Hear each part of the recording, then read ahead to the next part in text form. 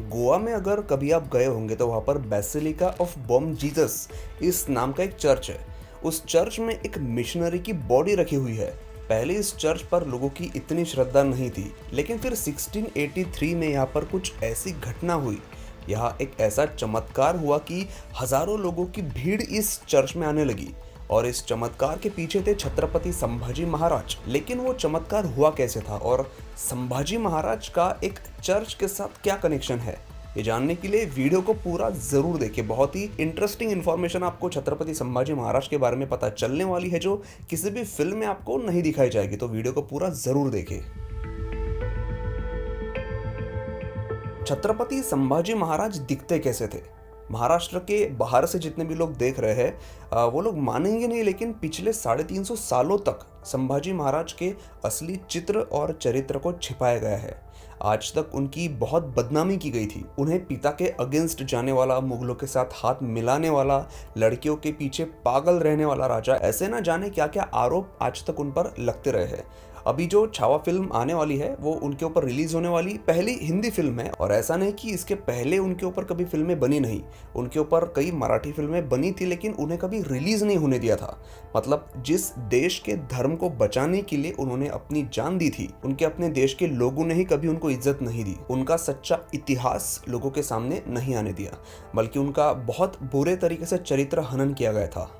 छत्रपति शिवाजी महाराज और संभाजी महाराज की मृत्यु के बाद उनसे जुड़े ऐतिहासिक दस्तावेज और उनके हाथों से लिखे गए ज्यादातर खत उनके अपने लोगों द्वारा ही और फिर बाद में मुगलों के द्वारा नष्ट किए गए थे।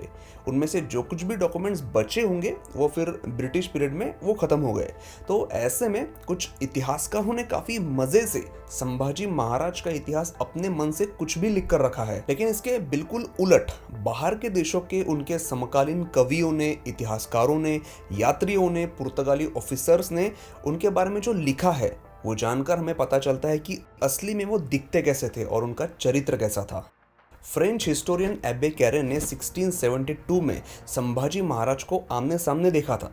तब संभाजी महाराज सिर्फ 15 साल के थे और वो अपनी सेना के साथ एक मुहिम पर थे। उन्हें देखकर एबे कैरे बहुत सरप्राइज हुआ था, क्योंकि एक 15 साल का लड़का पूरी फौज को लीड कर रहा था। The travels of Abbe Carre in India and Near East इस अपनी किताब में उसने संभाजी महाराज की बहुत तारीफ की थी। इटालियन हिस्टोरियन निकोलाओ मनुची ने पुर्तगालियों की तरफ से संभाजी महाराज से बातचीत की थी। उनके सामने कई सारे प्रस्ताव रखे थे और ऐसे सिलसिले में ये उनसे 2 बार मिले थे। वो संभाजी महाराज के बारे में बताते हैं कि मैंने अपनी पूरी जिंदगी में ऐसा शांत, होशियार और आक्रामक राजा कभी नहीं देखा।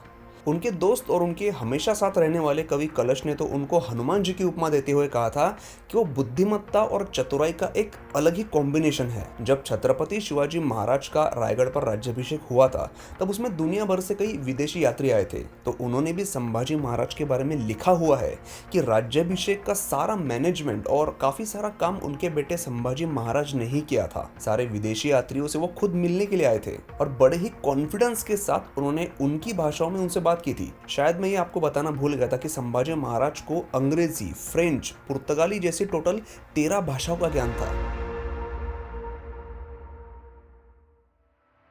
दोस्तों, क्या आप जानते हैं कि दुनिया का पहला बुलेट प्रूफ जैकेट हिंदुस्तान में बना था? आज से 350 साल पहले, जब टेक्नोलॉजी इतनी एडवांस्ड नहीं थी, ज्यादा संसाधन मौजूद नहीं थे, तब दूरदृष्टि रखने वाले संभाजी महाराज ने अपने सैनिकों के लिए बुलेट प्रूफ जैकेट बनाए थे। बात है 1684 की, जब छत्रपति संभाजी महाराज के स्वराज्य में अकाल पड़ा था। किसान खेतों में कुछ उगा नहीं पा रहे थे और जो कुछ भी फसल उग रही थी औरंगजेब के सैनिक आकर उनकी बर्बादी कर रहे थे। इससे राज्य में अनाज की कमी होने लगी थी। संभाजी महाराज को जैसे ही इस बात की खबर लगी, उन्होंने तमिलनाडु के जिंजी किले पर मौजूद अपने सरदार को एक खत लिखा और उन्हें रसद का इंतजाम करने को कहा। उस वक्त जिंजी किला भी छत्रपति संभाजी महाराज के ही स्वराज में शामिल था। तो खत मिलते ही तुरंत जिंजी के सरदार ने सैकड़ों बैलगाड़ियां भर के अनाज उधर रवाना कर दिया। अनाज बैलगाड़ियों के जरिए आता रहा, लेकिन ये बात पता चली औरंगजेब को। उसने ये रसद रुकवाने की कोशिशें शुरू कर दी। उसने मैसूर के राजा चिक्कदेवराय को खत लिखा और कहा कि तुम्हारे राज्य से सटकर जो रास्ता जा रहा है, उस रास्ते से संभाजी महाराज को रसद जारी है, तो तुरंत उसे रोक दो। अपने बादशाह का आदेश मिलते ही चिक्कदेवराय ने संभाजी महाराज के राज्य की ओर जा रही उस रसद को रोकना शुरू किया। अब 2-4 दिनों के बाद संभाजी महाराज ने देखा कि रसद आना बंद हो चुका है। जब उन्हें इसके पीछे की वजह पता चली तो वो गुस्से से लाल हो गए। बात रसद की थी, अपनी प्रजा की थी, इसलिए उन्होंने बिना समय गवाए मैसूर पर यानी चिक्कदेवराय के किले पर आक्रमण करने की तैयारी शुरू कर दी। उसके बाद कुछ ही दिनों में संभाजी महाराज अपने सैनिकों के साथ त्रिचनापल्ली में मौजूद चिक्कदेवराय के किले के पास पहुंच गए। संभाजी महाराज के पास सैन्य बल चिक्कदेवराय के मुकाबले कम था, लेकिन फिर भी केवल आत्मविश्वास के दम पर उन्होंने चिक्कदेवराय के किले पर हमला बोल दिया।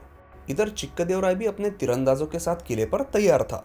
उसने किले से तीर चलाने शुरू कर दिए। अब अचानक हुए तीरों के हमले से घोड़े पर सवार संभाजी महाराज और उनके सैनिक रुक गए। कई सैनिक घायल हो गए और कई सैनिकों की मौत हो गई। संभाजी महाराज को तुरंत अपना आक्रमण रोकना पड़ा और नजदीकी पहाड़ी के पास आश्रय लेना पड़ा। अब संभाजी महाराज को ये समझ में आ चुका था कि ये जो युद्ध है वो तलवार से नहीं जीत पाएंगे, क्योंकि चिक्कदेवराय के सैनिकों का मुख्य अस्त्र था तीर, और जब तक वो आसमान से आने वाले तीरों से अपनी रक्षा नहीं कर पाएंगे तब तक वो युद्ध नहीं जीत पाएंगे। तब उनके दिमाग में एक तरकीब आई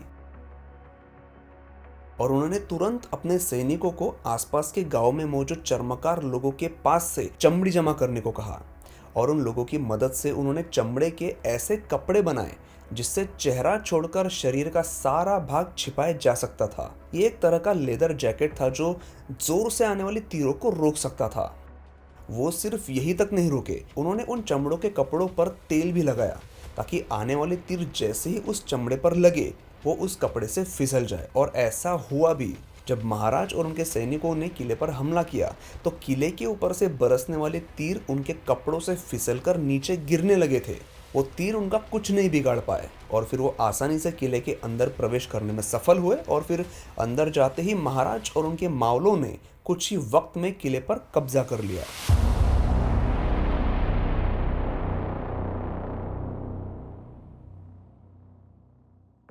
जब छत्रपति संभाजी महाराज शासन कर रहे थे तो उस वक्त गोवा पुर्तगालियों के कंट्रोल में था। अब ये पुर्तगाली लोग अपने आप को बहुत स्मार्ट समझते थे। उन्हें पता था कि मराठों का और मुगलों का बिल्कुल नहीं जमता, तो इसलिए उन्होंने मुगलों के साथ अच्छे कनेक्शन बनाए थे, क्योंकि मराठों के इतने पास रहकर अपना व्यापार करना उनके लिए आसान नहीं था। इसीलिए उन्होंने मुगलों से अच्छी दोस्ती बनाकर रखी थी। अब गोवा के पास एक अंजेदीवा आइलैंड है, उस पर मराठों का कंट्रोल था, लेकिन फिर मुगलों की मदद से पुर्तगालियों ने वो आइलैंड अपने कब्जे में लिया। और इसी तरह फिर धीरे धीरे वो अपना कारोबार बढ़ाने के बहाने मराठों के किलों को अपने कंट्रोल में लेने लगे। संभाजी महाराज देख रहे थे, लेकिन अभी तक वो चुप थे। गोवा के पास मराठों का एक और किला था, मर्दानगढ़। अब संभाजी महाराज ने इस किले को काफी खर्चा करके बनवाया था और ये किला स्ट्रेटेजिकली काफी अच्छी लोकेशन पर था। इनफैक्ट मराठे इस किले को एज अ वॉच टावर के तौर पर इस्तेमाल करते थे और आसपास के इलाके पर नजर रखते थे। अब पुर्तगालियों की हिम्मत इतनी बड़ी कि उन्होंने संभाजी महाराज के इस किले पर भी अटैक कर दिया। अब वो दिन था 7 नवंबर 1683 का।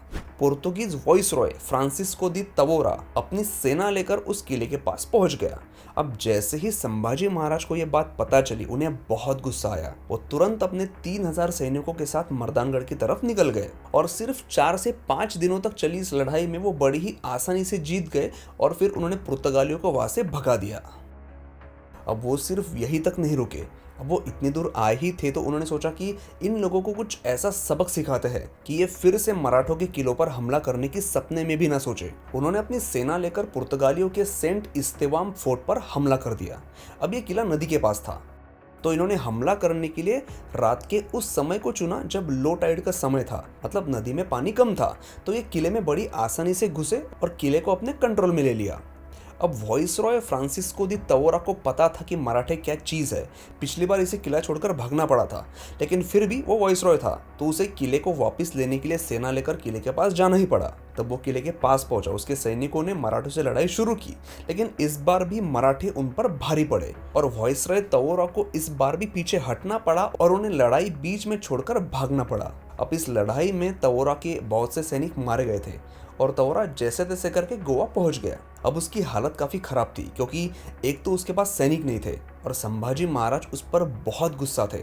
महाराज उस पर इतने गुस्सा थे कि बताया जाता है कि जब वो अपनी जान बचाने के लिए पानी में कूदा था तो संभाजी महाराज उसका पीछा करते हुए घोड़ा लेकर पानी में छलांग लगाने वाले थे, लेकिन फिर उनके एक सरदार ने उन्हें रोक लिया था। तवोरा जानता था कि संभाजी महाराज उसे मारने के लिए कुछ भी कर सकते हैं, तो वो सीधा पहुंचा ओल्ड गोवा के basilica of Bom Jesus church में। इस चर्च में एक क्रिश्चियन मिशनरी फ्रांसिस जेवियर के रिमेनिंग्स 1546 में प्रिजर्व करके रखे गए थे और लोग फ्रांसिस जेवियर को बहुत मानते थे, उनकी पूजा करते थे। लेकिन तब तक ये चर्च ज्यादा फेमस नहीं था। तब वॉइसरॉय तवोरा ने उस चर्च में उस बॉडी के सामने प्रेयर की कि आप कोई चमत्कार करो और गोवा को संभाजी महाराज के हमले से बचा लो। तो सच में दूसरे दिन एक बहुत बड़ा चमत्कार हुआ और संभाजी महाराज गोवा से लौटकर अपने महाराष्ट्र की तरफ निकल गए। अब जैसे ही ये बात फैलने लगी, इस चर्च की तरफ लोगों की भीड़ बढ़ने लगी और फिर इसी घटना के बाद लोग इस चर्च को चमत्कारिक मानने लगे, क्योंकि उन्हें ऐसा लगा कि सच में इनके चमत्कार की वजह से गोवा बच गया था। लेकिन जिस बात को लोग चमत्कार समझ रहे थे वो एक्चुअली चमत्कार नहीं था। अब एग्जैक्टली उसी समय पर उधर औरंगजेब अपनी 1 लाख की सेना के साथ दक्खन की ओर निकल गया था। तो जाहिर सी बात है संभाजी महाराज को गोवा की अपनी मुहिम अधूरी छोड़कर वापस लौटना पड़ा। लेकिन इधर पुर्तगालियों को लगा कि सच में कोई बहुत बड़ा चमत्कार हुआ है, तो उस समय के बाद उस रिमेन्स को एक बॉक्स में रखकर यहाँ पर ऊपर रखा गया है और आज भी यहाँ हर रोज सैकड़ों लोग प्रेयर करने के लिए आते हैं। अब मैं इस पर आपकी राय जानना चाहता हूँ कि क्या सच में वॉइसरॉय तवोरा की प्रेयर और संभाजी महाराज का वापस लौट जाना सिर्फ एक इत्तेफाक था या फिर ये कोई बहुत बड़ा चमत्कार था? मुझे आपकी राय नीचे कमेंट करके ज़रूर बताइए। वीडियो अच्छा लगा हो तो प्लीज़ लाइक ज़रूर करिए ताकि इंटरेस्टिंग इन्फॉर्मेशन ज़्यादा से ज़्यादा लोगों तक पहुँचे। वीडियो देखने के लिए बहुत बहुत धन्यवाद।